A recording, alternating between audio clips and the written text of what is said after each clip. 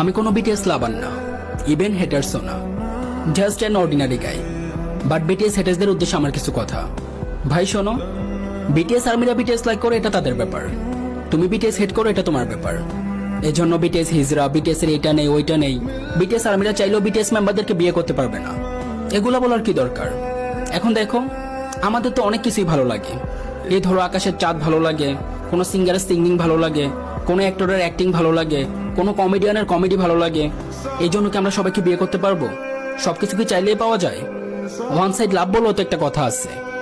আর হ্যাঁ, কাউকে সম্মান না করতে পারলে, কাউকে বড় না করতে পারলে, অন্তত কাউকে ছোট করার বা অসম্মান করার রাইট তোমার নাই।